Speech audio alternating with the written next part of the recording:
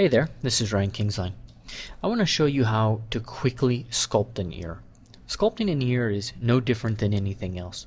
You can do it very quickly if you focus on just a few identifying essentials.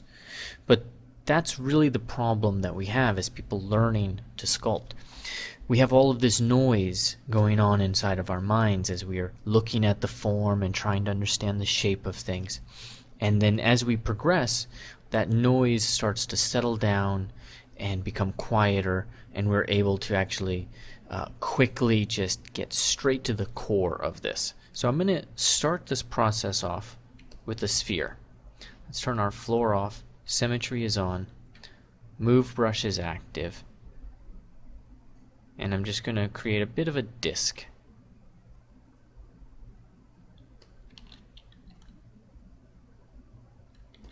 Look at this from a side view, and I'm going to establish the characteristic shape and the slightly backwards leaning focus of the ear. A little kidney bean. Nothing too special about it. Then once we've done this, we need to go in and establish those essential characteristics that I talked about. So I'm going to identify a few of them. So in the upper part of the ear, we have the helix and the antihelix.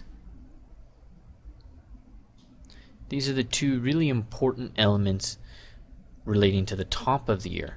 The bottom, the tragus and the antitragus, are on either sides, opposite sides of each other.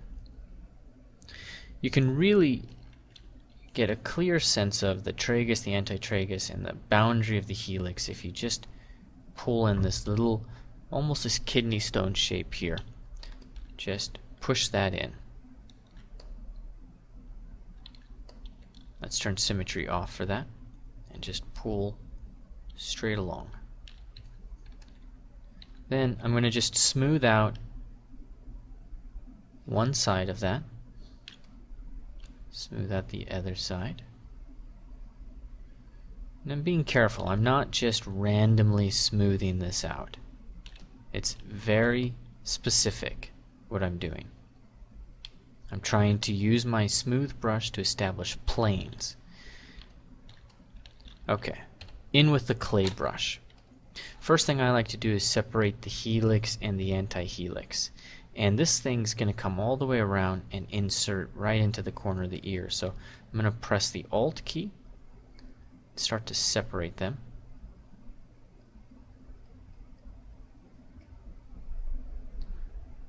And start to get a sense of that overlap as the antihelix disappears underneath the helix. Get a sense of it over here as well. Add a little bit of volume right there. Okay. Then in with trim dynamic, just to help me flatten that plane. Smooth it around a little bit. Might press Alt, build up. You know, a little back and forth, never hurt. So that's the first thing I'm doing. I'm essentially pushing the antihelix underneath the helix. But then the next thing that I'm going to do, come into the antihelix, and I'm going to build up this corner here. Now the ear has a lot of variety depending on the person. But one thing I want to do is make sure that from the side view, the antihelix is coming out. So actually I'm going to build up a lot more. Yeah. There we go. That's a little better. And that's going to require that I build this up a little bit so it's not so steep of a slope. And come back in with trim dynamic.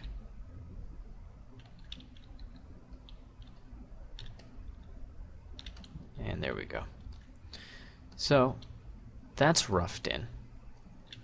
Now let's go in and get the helix and the tragus separated. Standard brush, I'm going to cut across with a clay brush. And we want to get that helix to wrap in and go underneath the anti-helix. Use the move brush.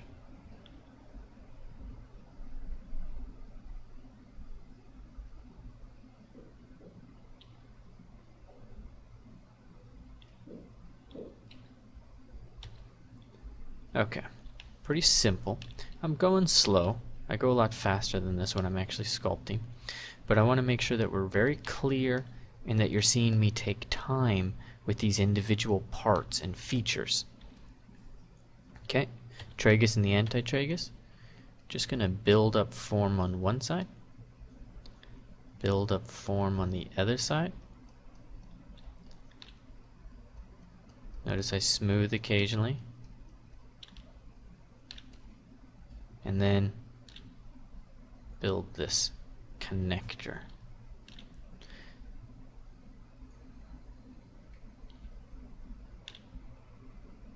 Okay. Being careful.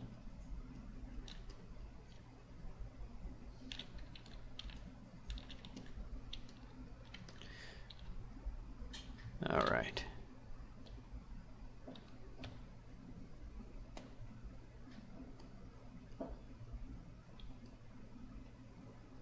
Some simple planes, and we're almost there, believe it or not.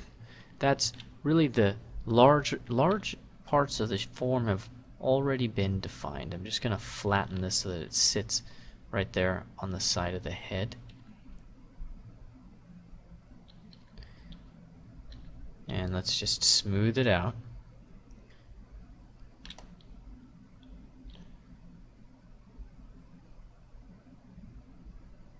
Yep.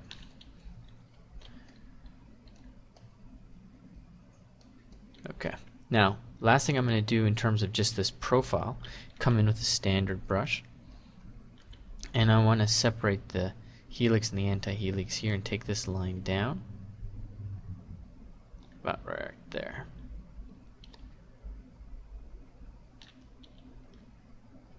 Okay, pull our form up and around. Give that a little bit of a lip. Give the lobe a little bit of its shape.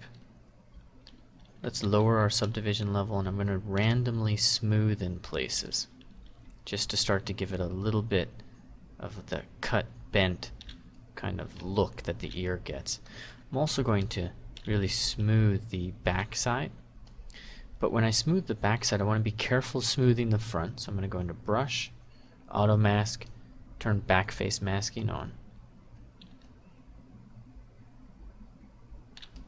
That'll protect that front side, the opposite side, sorry. Okay, smooth, smooth, smooth.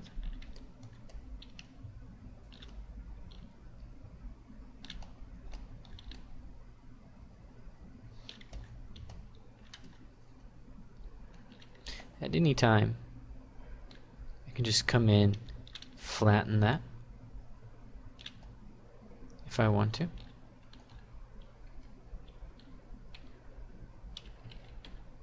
Switch back to the standard brush, sorry, the move brush.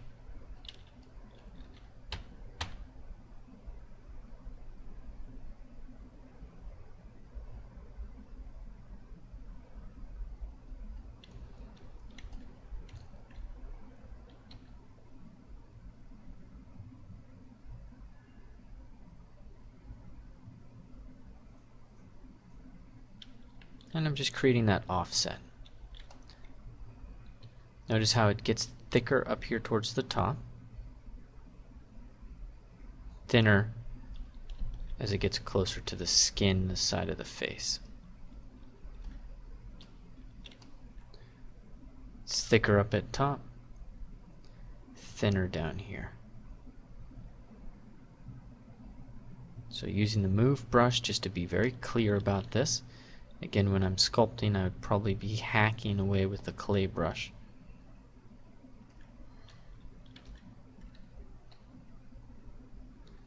Okay. Now, at this point, the job that's left to us is to simply define what we have here more specifically. So I'm going to use the clay brush, dig in a bit. Might as well divide the model. Use a standard brush. Really push in underneath to get a nice sense of overlap.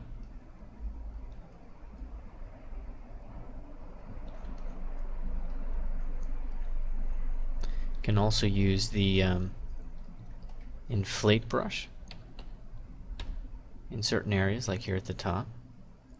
Inflate that over the overhang, but then come back in with trim dynamic, and that lets you just flatten it, gives you that kind of bent ear look.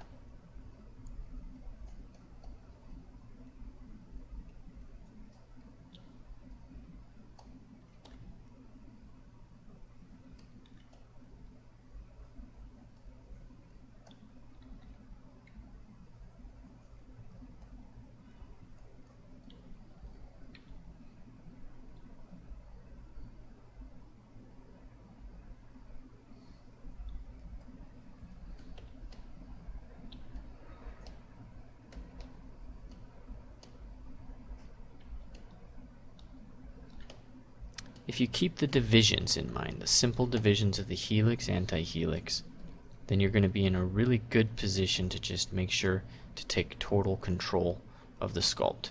Right now, all we're really doing is just coloring it. We're just establishing the specific variety of its turning from one plane to another. I think this was a little weak, so I'm building this up with the trim dynamic. Just one of the tools that I like to really like to use.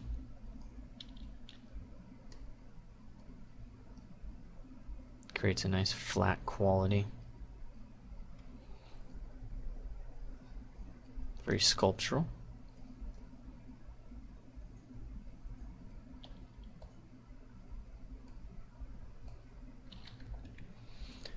Let's go in and define this conch shell a little bit better. And make it a little less thick. It's quite meaty.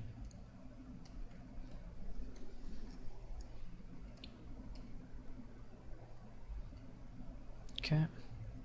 Then we're going to come in at the back and just trim some of this a bit. I'm going to make sure to get all the way down to that place where the anti-helix changes planes and becomes the helix. Try not to cut that edge out though. You still want that nice strong dominant shape. Okay, and then add a little bit of form here for the lobe.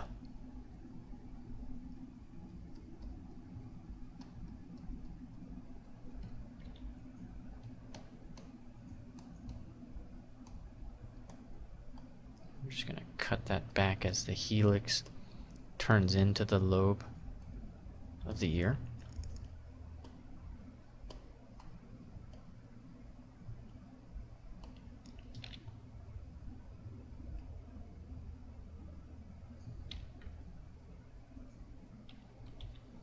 Just use the move brush to adjust that a bit.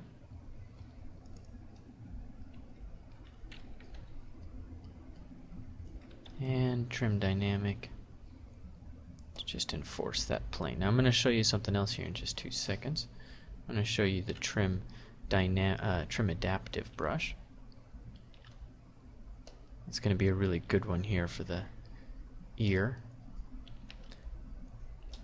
BTA. It's going to allow us to take a plane like we have here and just enforce that, push that into the model. Or take this side plane and start to cut into it a little bit.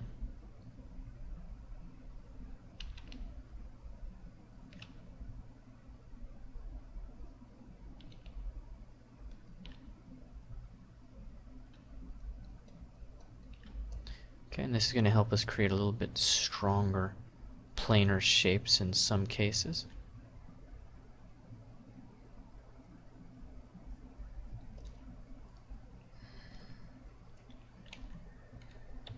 Come back in, get rid of some of the stronger planes, and we're largely finishing at this point. So I'm just curving the cartilage here a little bit more of the anti-helix. Might come in with a clay brush and just give that a bit of a rounded edge. Concave edge is what I mean to say. Yeah, there we go.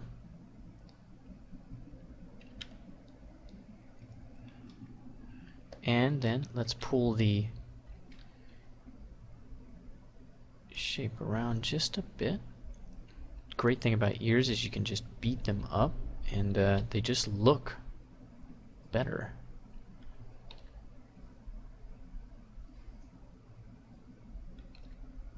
Lobe's a little bit too big in relationship, but that'll all start to make sense once you put it on a face as well. Last thing I'm going to do here is just make sure that this helix has the correct slope backwards. Inflate brush.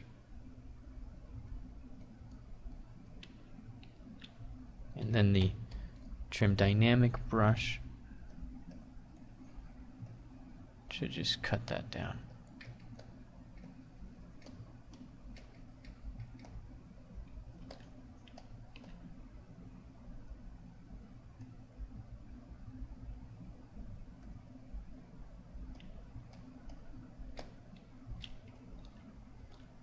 Okay, and with that, not a lot of work.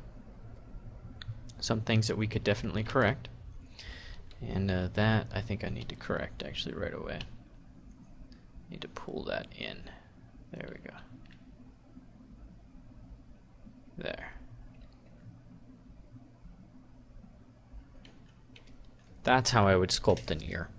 So I'm starting out thinking about 4 different forms: helix, antihelix, tragus, antitragus, and then moving it from there to defining the conch, the internal shell, developing the antihelix and how it is sloping down underneath the helix, and then developing the sides of the tragus and antitragus, and all the while adjusting the form of this ear as needed. So I hope that was useful.